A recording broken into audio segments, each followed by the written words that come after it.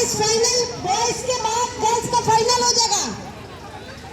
3 leg race में bride participant ready हो जाइए और आइए रिपोर्ट करिए ग्राउंड पे।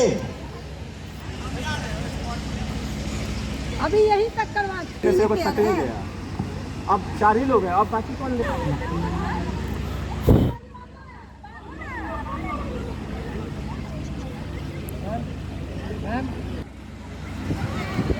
आराम से जाओ, फर्स्ट सेकंड थर्ड है, फर्स्ट सेकंड थर्ड है, आराम से जाओ।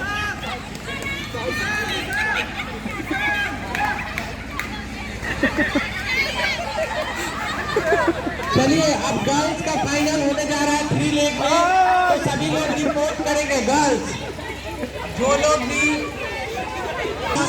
विशाल रिपोर्ट करें। 3 लेग रेस में ब्राइड पार्टिसिपेंट में फाइनल राउंड में प्रथम स्थान पर है विशाल और विकास, दूसरे स्थान पर शिवराम महतो और रितेश, और तीसरा स्थान पर है वेद प्रकाश और मिथुन।